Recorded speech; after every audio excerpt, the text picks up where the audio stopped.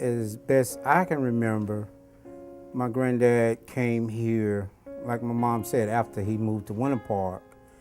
And he used to tell me that he left home when he was about 17. And he moved to Winter Park. I think he started driving trucks.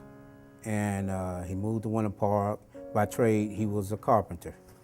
And from what everybody tells us, he was a very good carpenter, one of the best. At 17, he built his mother a house in Quincy, Florida, where they're from.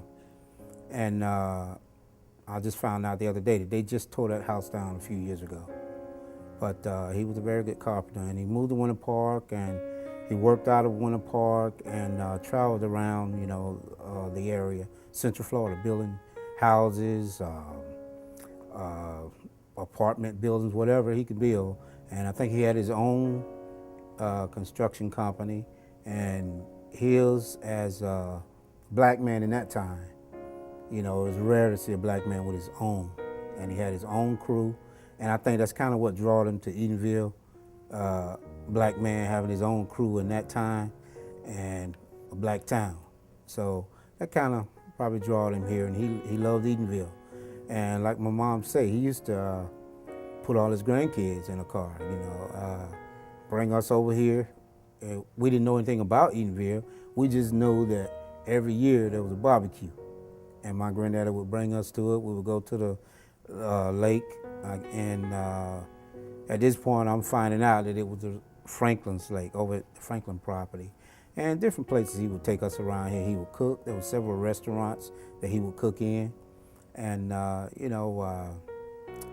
guess, him coming here really, I guess that really rooted us, because like my mom said, my grandma moved here from Winter Park.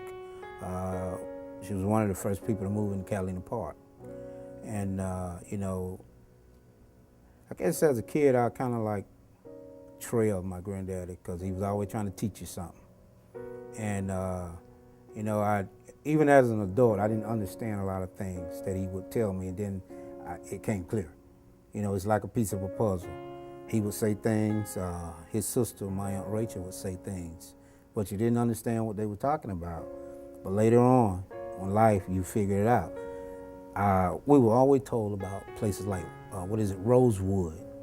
I didn't know what Rosewood was. And my aunt used to always tell me about that.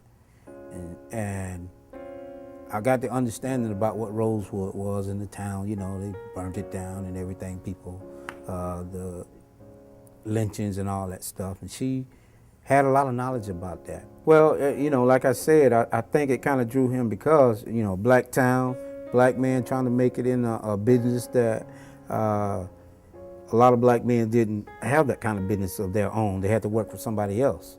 And I think that kind of brought him in there. And then Eatonville was a growing town. So when he came here, he took a lot of different jobs and did a lot of things. He was a code enforcement. He did code enforcement. He was a police officer. He was one of the first firemen. I think he drove the truck. He cooked at several restaurants. Like my mom said, he opened places for the teens. I remember when he used to run the pool hall down at the other end of the motel. And he used to sit up in there just to be, we'd go there as kids. And he didn't tolerate any stuff in there. He sat right there with his whip. And everybody knew him by that whip. Anybody mess up in there, act up in there, he cracked that whip. And he was known for that. And, just like, coming here, was like, he grew with the town. He grew with the town. He was a young man coming from Quincy. I don't know the reason he left Quincy, but I think he got to Eatonville, he probably was in his 20s, like 21, 22, something like that. And he grew with the town. Everybody, once they grow up, they go their separate ways, and sometimes, we go our way, but we come back. That's what I did. I went in the Army, stayed in about 15 years, and moved to North Carolina when I got out, but I found my way back home.